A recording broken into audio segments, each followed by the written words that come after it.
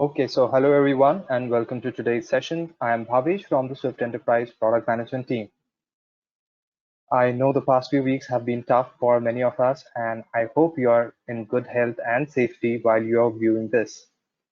While we agree these are tough times to get through, it hasn't dampened our spirits in delivering value to our customers.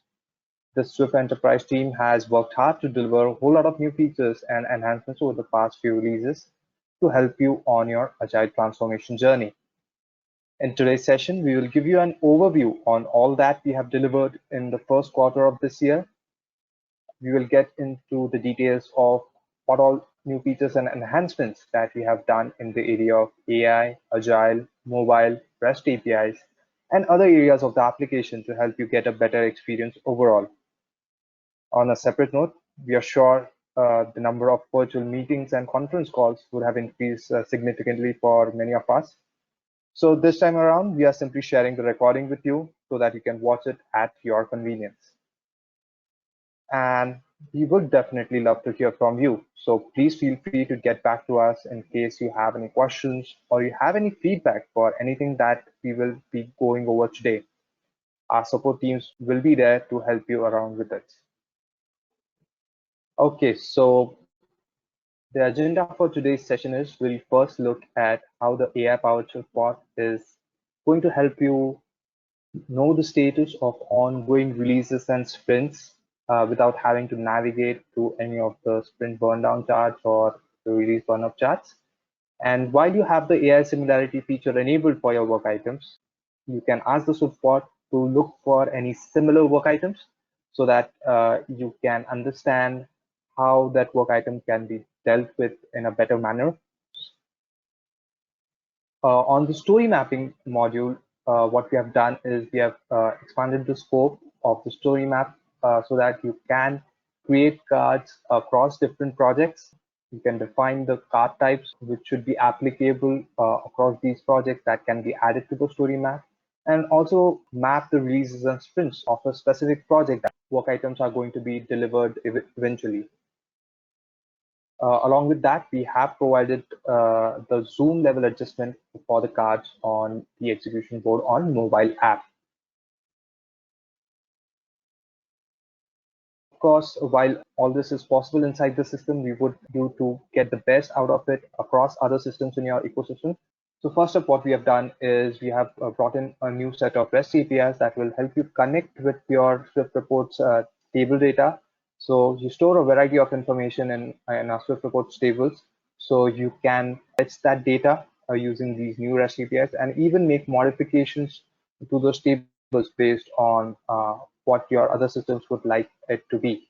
So that's one big update that we have done on the REST API front. And the next one is the versioning of the REST APIs. So this time around, we have ensured that all the REST APIs are versioned. So every time we make a modification to the REST API, you don't have to worry about how you're going to go about upgrading to that release. The versioning will take care of it. On the usability side, the first major change that we have done is for the start task. So you will be able to update the remaining effort for your start tasks, and you've ensured that the planned effort gets computed in such a manner so that it's easily understandable what is the actual and remaining effort. And we'll also touch upon why it is important to baseline your start task plans before you upgrade to this version. On the easier configuration front, we have introduced a bunch of new literals that will help you get the desired behavior in various scenarios. And we have also done a few enhancements to have a better usability when you are working on a list view or the detail view. So with that as the agenda, let's dive in and start with our demonstration. So first up, we look at the AI-powered SwiftBot enhancement. So for that, let me switch to the application. Okay, so I've navigated inside my development project, and as you can see, I've pulled up the burn down charts for a couple of sprints, and you'll see how the information being shared by the SwiftBot is the same that you would get from the burn down chart as well. So I will simply ask a question like, is my sprint on track?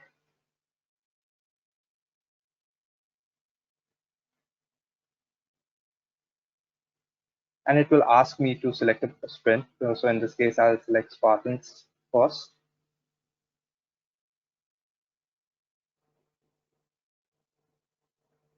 And it has shared the status with me with the details as in what is the sprint end date, to which release it belongs, and what is the remaining effort, and overall, is the team doing well or not. So since the remaining effort is well below the ideal burn down, it is telling me that the team is doing well.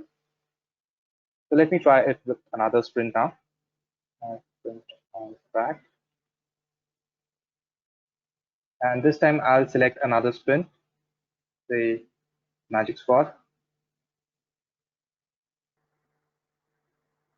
And it has responded with the sprint name in red because the team definitely needs to improve the rate at which it's burning its remaining effort. It needs to improve it by 32%. And if they continue to work at this rate, the projected spillover would be 77 hours of work. So that's a quick summary that has been given by this report with the recommendation that the team needs to think as a team, collaborate, and figure out a strategy to get back on track. So that's a simple way you can go about asking for the status of a sprint. So moving on to the other use case wherein you can ask the Swift bot for similar items that are present. So right now I've loaded a ticket which I had raised with my IT team, and let me try and find out if there are any other similar tickets. So are there any similar ones?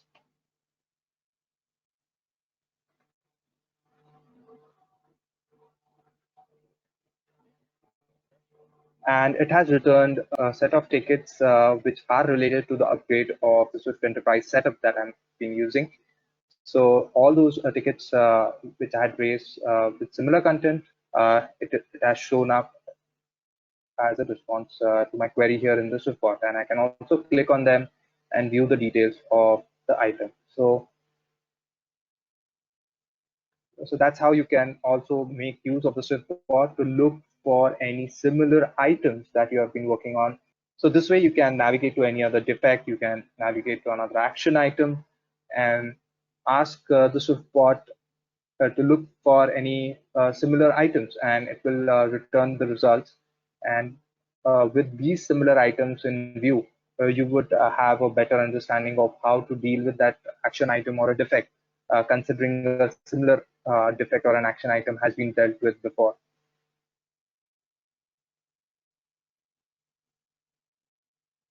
So to quickly recap, what we looked at is you can check the status of an ongoing sprint. While we did look at it while we were inside the context of the project, but the same behavior would be present if you are outside the context of the project as well. It will ask for selection of a project before it can share the status of any of the ongoing sprints. And on similar lines, it will also give you an update for how well the release is progressing in terms of the burnup. So in that case, it will tell you how many remaining work items are present, and based on the required burn up rate, is the team doing well or not? And finally, if you have the AI feature of similar work items enabled for your work item, what you will also be able to do via SwiftBot is look for similar work items just by simply asking if there are any similar items like this one. So that's how easy it is to get to know the status of ongoing releases and sprints, or look for any similar work items with the help of our SwiftBot. Moving on to how you can be more agile with the help of our story mapping module. So let me switch back to the application again. Okay, so I've navigated to an agile project and open up the story mapping module. And as you can see, I have created a bunch of cards, themes, ethics, and user stories already. Now, the enhancement that we are talking about is that you can now have these cards spanning across multiple projects. So in order to do that, what you have to do is go to the settings for the story mapping module. Here's where the advanced setting will be there.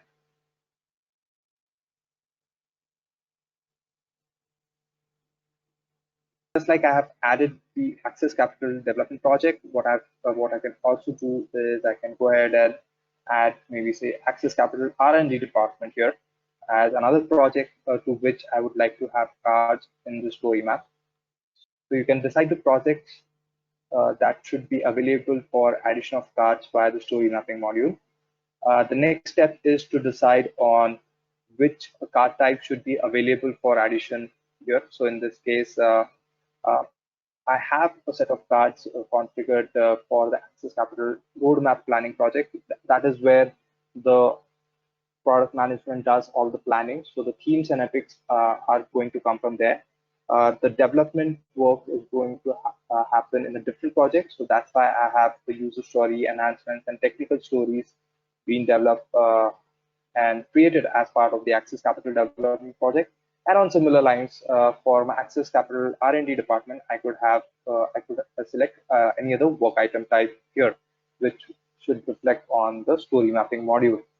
And finally, once I have set up the card types, what I can also do is decide on the project which would be mapped as the source project for the releases and sprints to be seen on the story mapping module.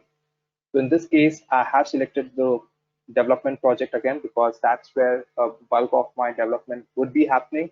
So the releases and sprints that you will see here would be coming from this project. So back to the story mapping module. So these are the cards, themes, and epics which are residing in my Access Capital roadmap planning project. And the user stories which I've created so far, they are going to be part of my Access Capital development project. So in fact, the releases and sprints that you are seeing subsequently below are mapped to that development project. So for instance, if I go ahead and drag and drop certain work items here to a particular release and a particular sprint here. So if I look at these user stories inside my Access Capital development project, they have been mapped to the release and sprint, which I have mapped them to in my story mapping module. Similarly, if I go ahead and create a new story, let's say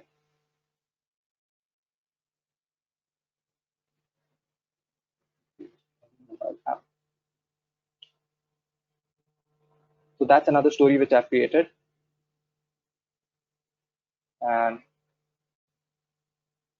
if I reload the list here, the same story would also reflect on in the Access Capital development project. This is how you can have work items spanning across multiple projects on the same story map.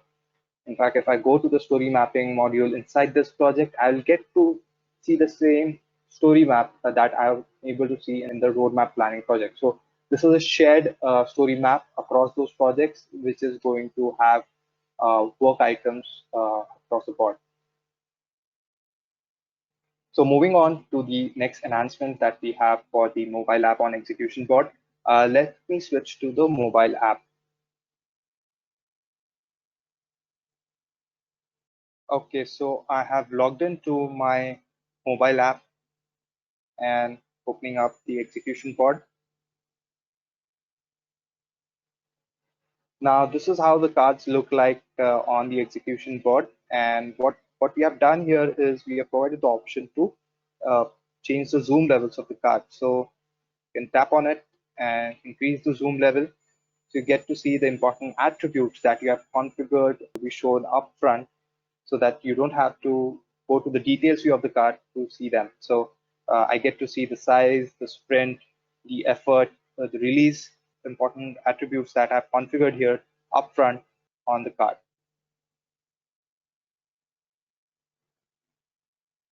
And similarly, if you are looking to get a holistic view of how the cards are distributed across the value stream, you can decrease the zoom level. So as you can see, there are different types of cards that are present on the development swim lane here, and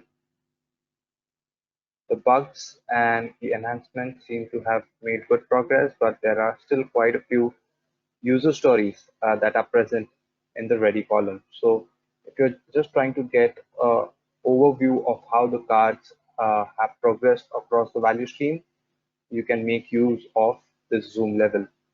And if there are any block cards, that too gets highlighted in this Zoom level.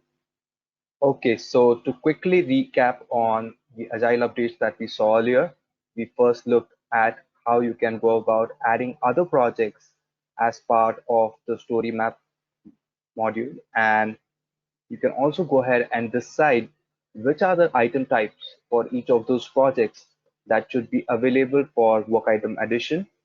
And finally, you can select the project in which you have all the releases and sprints based on which these work items will be getting delivered. So these are the releases and sprints which will be mapped as part of the story map.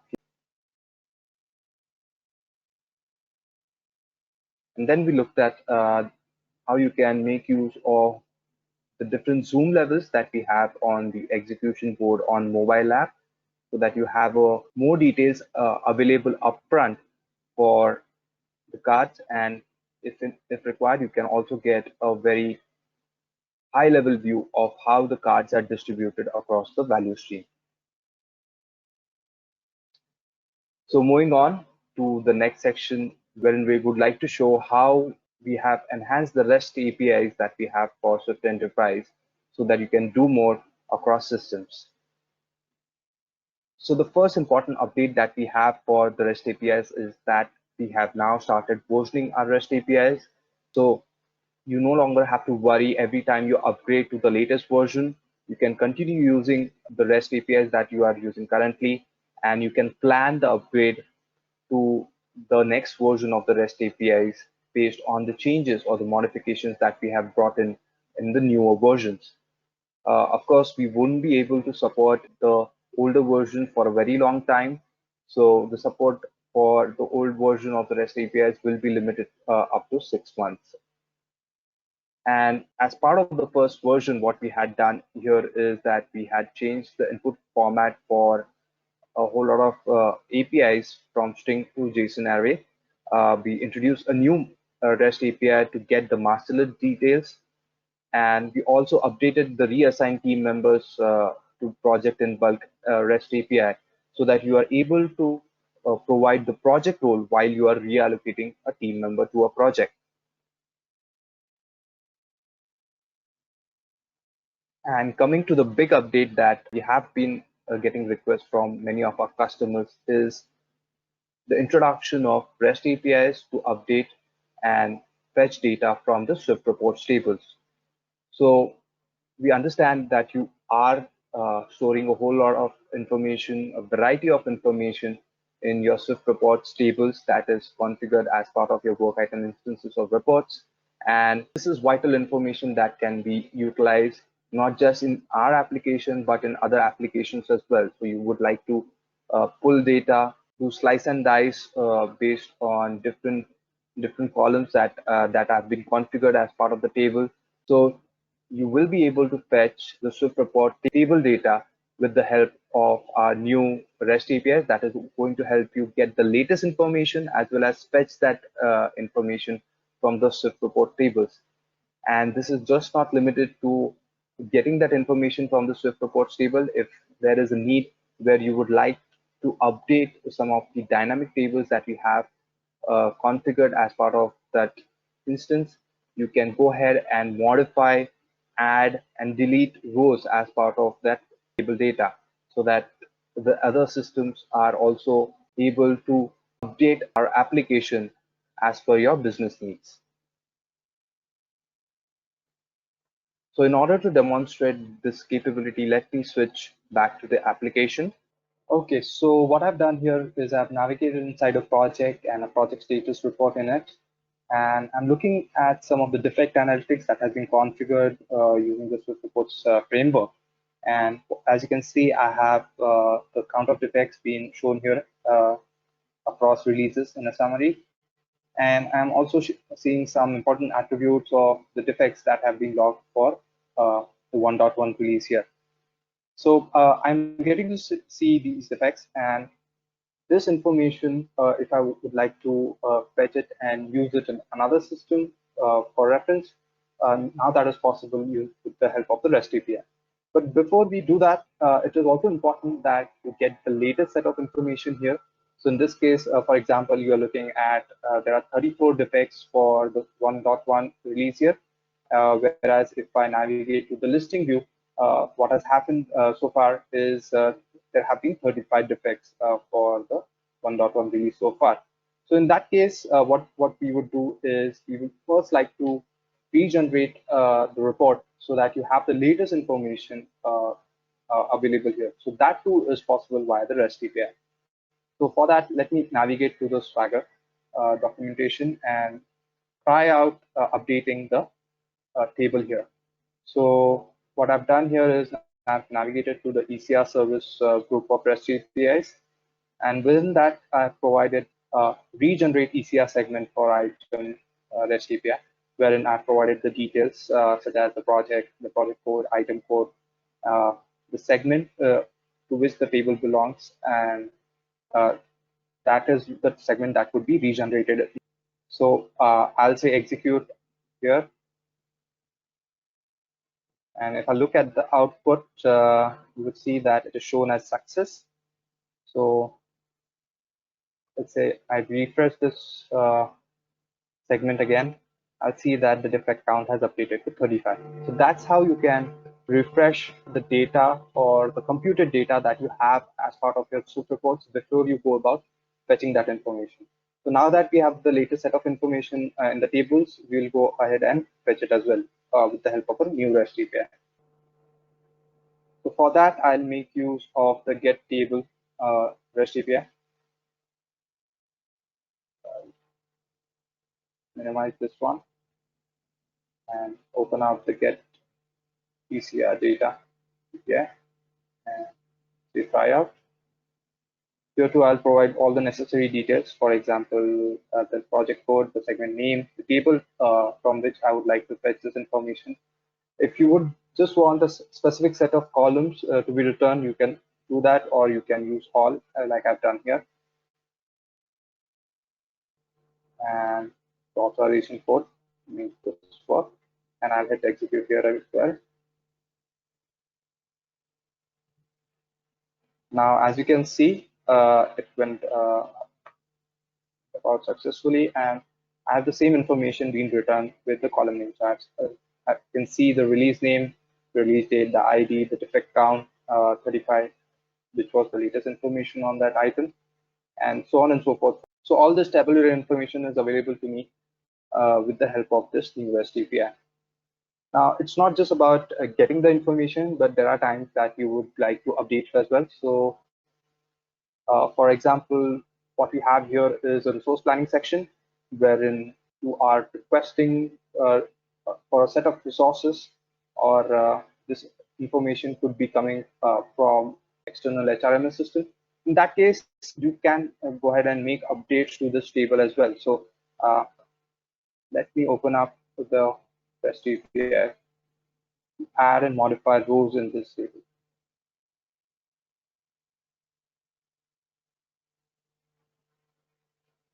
So this is the one I can make use of. I can say try.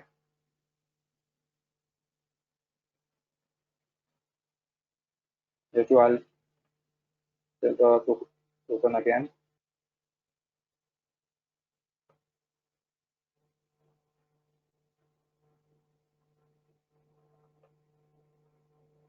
And what I've done here is, again, based on what is the signature of the REST API, I've provided all the information. So I've provided the segment name, the table, the row information that I would like to get added.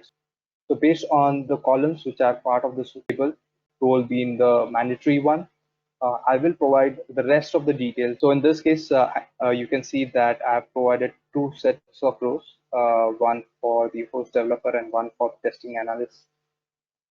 So I'll get these two rows added as part of my resource planning section for this project. So for that to reflect here, let me just preload the frame. You'll see that those rows have been added here with the same information provided on the REST API. Similarly, if you would simply like to update a certain set of records, so in this case, simply provide remarks for each of those two tables that have been added. say execute. And you can see that the remarks have been updated for the existing records as well. So that's how you can go about adding rows or modifying existing rows, or even deletion of any of the rows that you have set up as part of your work item SwiftReport tables. So to quickly recap at what we saw on the new REST APIs for SwiftReport tables, we now have a way to regenerate one of the ECR segments where you have such dynamic content present that needs to be refreshed to get the latest information. And you can also fetch that information using the get ECR data. On similar lines, you can also go ahead and make modifications to the ECR table with the help of the add, modify, and delete table REST APIs. So this will definitely help you get information that is getting stored in our system. You can use it for analysis in different tools. It could be simply numerical data that you are wanting to get and pivot it in a different tool, do a lot of slice and dice there. Or you can simply get this information where you want to update another system based on the information present in our system. So that is how you can make use of these new REST APIs. So moving ahead with the usability enhancements that we have done as part of this release.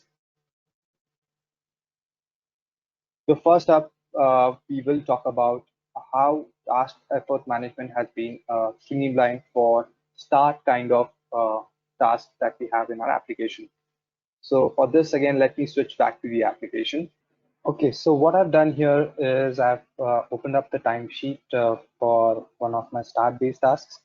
So up until now, timesheet user didn't have the option to update the remaining effort whenever he was logging time. So let's say he had logged 4 hours for a given day, and the remaining effort could change to 36. Now in a scenario where he's going to need more or less time than 36 hours, he didn't have the option to go ahead and update the remaining effort.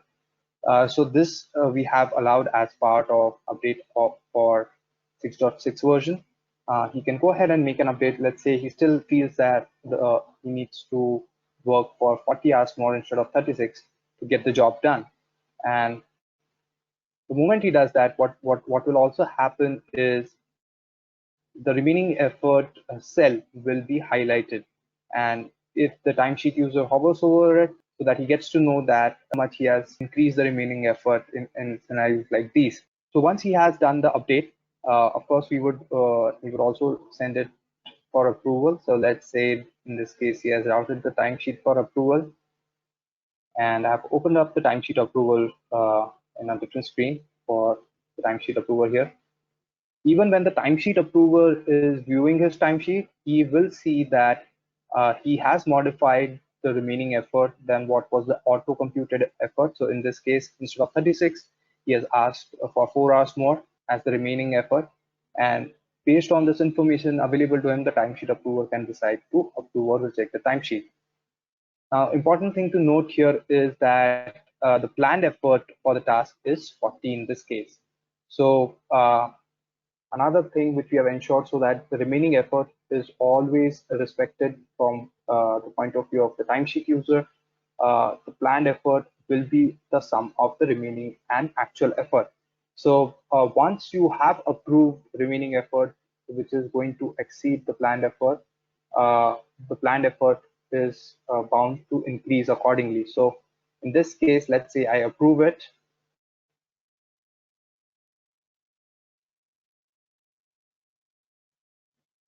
So if I go to the task here, up until now, the planned effort for that resource was 40 hours. But if you now view the task assignment details for this resource, you'll see that the assigned effort or the planned effort has increased. That is primarily because the remaining effort was changed to 40 and was approved by the timesheet approver, and the actual effort entered by the user was 4 hours. So in all, 44 hours is what is the total amount of effort against it. Now, this is a scenario that we are showing you here so that you understand what is the kind of impact it could have upon timesheet approval. So that's the reason why we had made it apparent to the timesheet approver as well when you approve the timesheet which has modified remaining effort by the timesheet approver. So that's what you will get to see as part of the task assignment details, as well as of your resources segment of the task. So here too, the assigned effort has increased. The percentage units has also increased. Now, up until now, planned effort couldn't change based on the actual effort or the remaining effort of the timesheet user. However, in this case, since we have ensured that the planned effort is always the sum of the actual and remaining effort, the planned effort has increased. So if you would like to keep referring to what was the prior planned effort, it is a must that you baseline the task plan. In this case, as you can see, the baseline effort was 40 hours.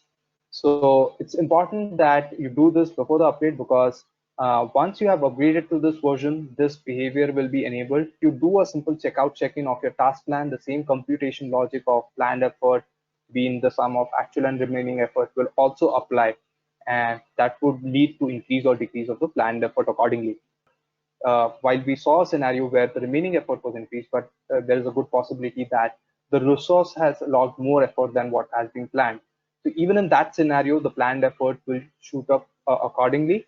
So please make sure you have baseline your task plan so that you are able to refer to it when the need arises.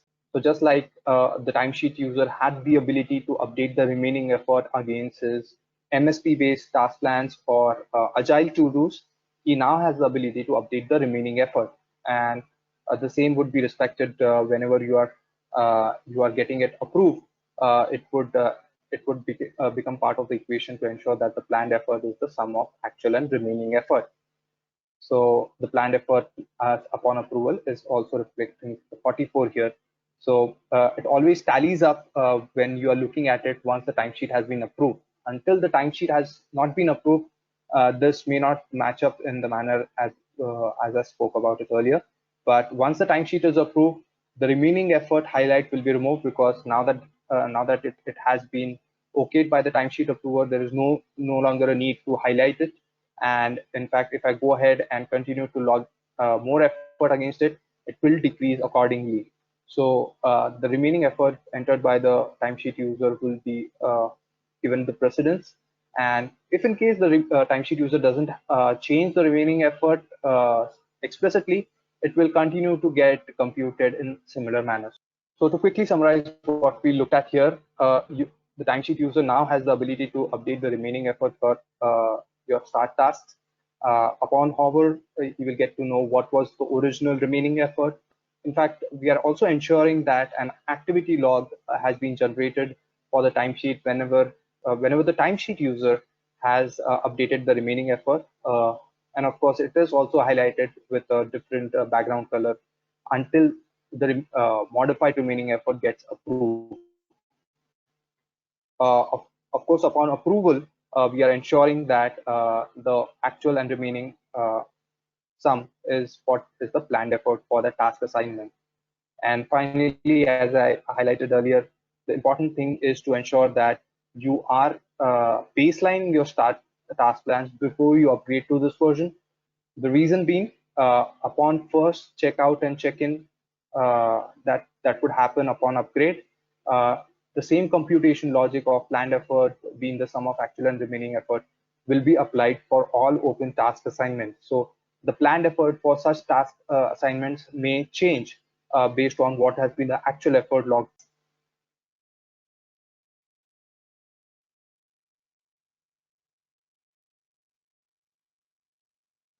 So moving on to the other enhancements that we have done on the SwiftReport's ECR front, we have brought in a bunch of new literals. One being that you would be able to define what is the default menu for a particular workspace. If there are any menus that need to be hidden based on certain business scenarios, and now you can make use of the reload session menu so that the logout login is not required for the new set of menus to be seen accordingly. So you can make use of this new literal.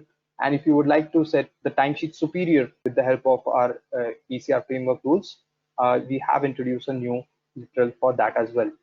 Along with this, of course, as you can see, you you have a different kind of a rank-based indicator, a star indicator, to represent the star ratings that you have for your performance metrics. So that is one other type of indicators that you can make use of for your reports.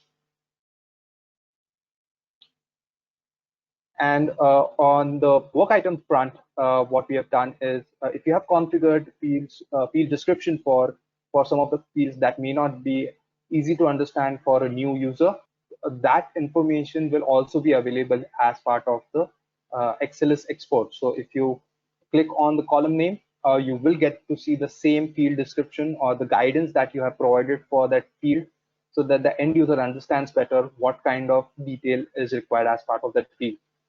Along with this, we have made other enhancements wherein you can freeze columns in the work item listings in the backlog refinement board. If you are navigating to the listing view after viewing a specific work item, you no longer have to scroll again, so that it's there in the same position where you left off. And finally, we have also provided a new UCP to control the availability of the create spillover card option that you see on the cards on the execution board. And if you are using some of our AI recommendation functionality already, what you will get to see is we are highlighting the fields based on which the recommendations are going to happen. So that way the end user is much more aware of the impact it has when he is providing content for a specific field, because on the basis of that content, the AI recommendations will be happening. So that's how we have improved the overall usability of our work item listing and details view. So that's all we had planned for our session today. I hope all the enhancements and the new features that we have shipped over the past 3 months will be useful to a variety of roles to help you on your agile transformation journey. And it will also definitely help you connect with the other systems better now with the help of new REST APIs that are going to help you update or get information out of the application as well. If you have any feedback for any of the features, or if you have any questions regarding any of the features or enhancements that we talked about today, please feel free to reach out to our support team and we'll surely be there to assist you. And finally, we urge you to stay safe in these challenging times. That's all we had for the session today. We'll see you soon in our next webinar. Thank you for your time.